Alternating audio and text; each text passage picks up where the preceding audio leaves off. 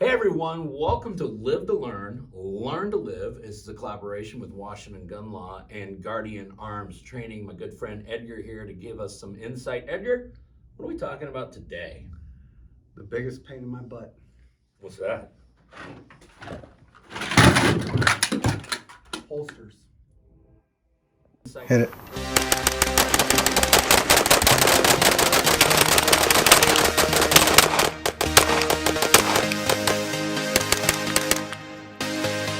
All right, cool. Okay, Edgar, hey, listen, we're going to talk about one of the most critical components of proficient, efficient, responsible concealed carrying, and that, of course, is the holster. Now, we have a few of yours here. I imagine your collection is a little bit larger than that, but why don't you just start with the very basics? What are the viewers looking for when they're trying to pick out the correct holster? So when picking out a holster, there is a wide variety of factors that are going to come into play. This is just a small fraction, like you said, of the holsters that I have, and I believe some of yours are in here as well. And honestly, the first thing that you look forward, or the first thing that you should be looking to when you buy a holster, is the material. Okay, and I noticed that most of these seem to be made out of what appears to be this hard plastic material. What is actually the material? So this is a material known as Kydex. Okay. Kydex is a plastic that you can mold around the gun. I'm not a holster maker, so please don't take this as gospel, but pretty much what holster makers do is they take the firearm that you're going to carry and they mold the plastic around it so that you have a very, very secure fit and a very accurate fit for the gun that you plan on carrying. And yeah, this so stuff, for example, if we take this holster here and we'll take this firearm right here, so the viewers can see, it's a perfectly snug fit. and nobody's expecting what you would call, like, let's just say duty rated or duty retention out of the Kydex holster. What we're looking for is just for it to hold the gun upside down. If your holster holds the gun upside down, you're looking at a decent holster. It's doing its job. Yeah, because as soon as you put this inside your waistband and your belt adds tension around it, it's only going to add that much more tension to the gun. And if you're rolling around on the ground, you're in a fight for your life or something to that effect, there's a pretty good chance that gun is going to be secure in that holster. Okay. The other reason that I like Kydex, and I primarily only go with Kydex, is there's no obstruction. Internally, there's no obstruction for the firearm to be drawn. There's no cloth getting in the way that's molded out of it. There's no strings that have come loose. So when you go to pull the firearm, it's a perfect draw every single time, unless something crazy happens, because it's simply just a hard plastic on the inside. Okay. Now let's talk about, I see some of these here are what we would call inside waistbands, others are what we call outside waistband. Do you have a preference, or do you have any advice you'd want to give the viewers about that?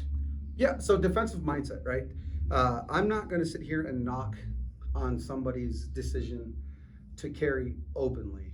However, because we are strictly focusing on the defensive mindset, you want that element of surprise. When you open carry and you have a gun showing, The whole world can see it. yeah, outside of your t-shirt, outside of your pants, everyone can see it. So if you're carrying openly for defensive purposes and someone is looking to do you harm, then the person peeking you and targeting you to rob you, or let's say somebody with ill intent, like a mass shooter, enters a mall and they see your gun on your hip. You're target number one, man. They know you have a gun before you know they have a gun, and you're the first target. Right. Right. The only areas that I can see open carry being a thing or being responsible would be you're out on a nature walk. Mm-hmm. You're going out on a hike, and out there, you know, if people know you have a gun, it doesn't really matter. And most mass shooters don't target hikers.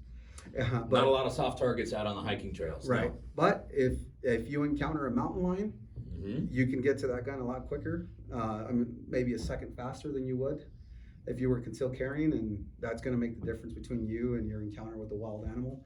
that'd be about the only time that I would say open carry would be a thing. So That's- are you saying that even if we're talking about the defensive use of a firearm, which is all we're talking about here on these videos, is that the element of surprise it's huge. is huge even in defense? We know it is in offense, but it's also huge in defense as well. Right. Okay. So, I mean, quick example. You and your friend go and last minute, you're going on a hunting trip, and you go to buy some stuff for your camping trip. You're leaving the store, and in the parking lot, someone decides to rob your friend that's with you, Mm-hmm. right? And if you hold your friend dear and true to your heart, you're going to want to defend him, Right. right? That having the ability to have that element of surprise Mm-hmm. in return is going to be huge versus you having that gun out in the open and you being the first target. All right, let's talk about the different types of holsters and carry positions, okay? So there are multiple carry positions. Let's talk about the typical outside waistband carry positions first, and then we'll move into the inside waistband carry position. So what do you typically see, those that are open carrying or outside waistband carrying? So for those that don't know, outside waistband, when you're looking for a holster, they're going to be marked OWB, outside waistband.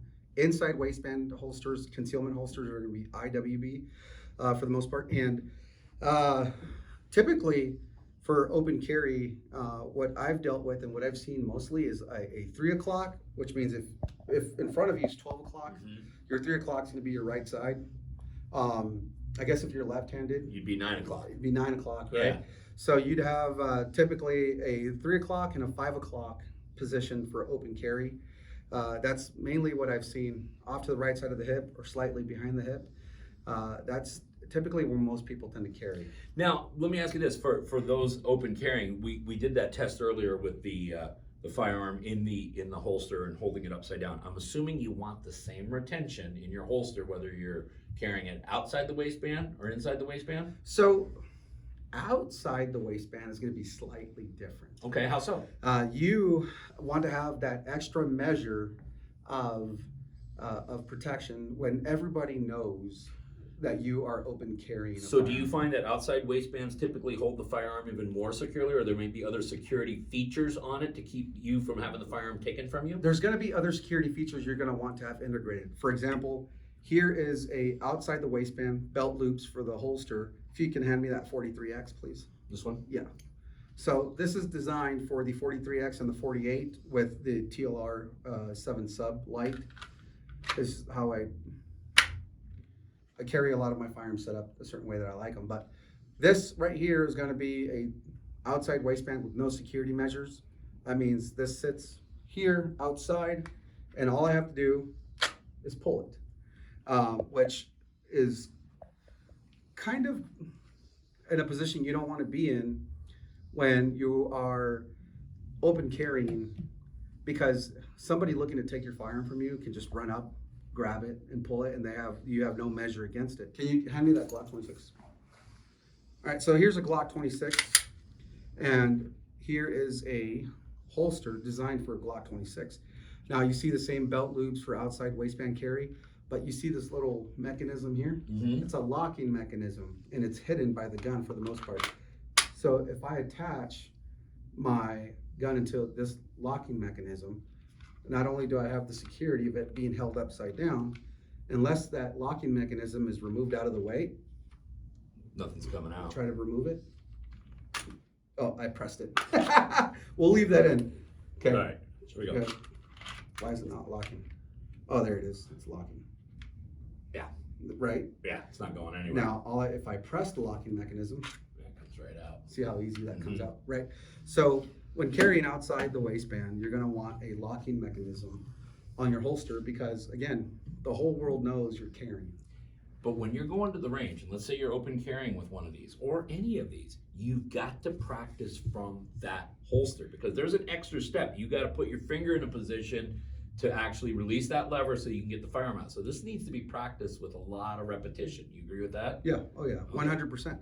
And I mean, if we're talking about open carrying at the range, you have more duty holsters or more like security type or more just more of a combat style form of shooting holster, which would be something like this Safariland holster. This is a duty holster, and it's a triple retention holster. It's got multiple safety mechanisms for the gun not to come out. And I'm pretty sure a lot of you at home know how to defeat these mechanisms or actually use them, but I'm not going to cover that on the channel because sometimes felons might be watching. That's right. So that big SIG right there, can you hand me that? So this holster here is intended. So right now it's in the holster. That's one form of retention. It's got a locking mechanism. It's another form of retention. And then you have a hood, which is another form of retention. Now the hood doesn't just come down. If you can try to push that hood down, Yeah, it's locked in place. it's not going to come down. So you have a triple retention holster, and this is something that law enforcement would carry. And since everybody in the world knows that police officers have guns, and sometimes bad guys try to take guns from police officers, these holsters come with a variety of locking mechanisms to keep it from going out. Now there's modularity to this holster as well. The Safariland fork that most of us call this is meant to, or a QLS system, quick locking system. This is a gun belt that I use for training. I can just Oh, I see. pop that in there, and now my gun or my holster is on my gun belt. Now if I want to switch up the gun that I'm using for training, I can pop that off and then pop this one on. And now you have a holster that fits a different firearm. Now it fits a Glock, Mm-hmm. right? So there's modularity in these holsters here. And these are more for training or security or law enforcement professionals or people that take their, their gun training seriously. That would be a holster for them to work on.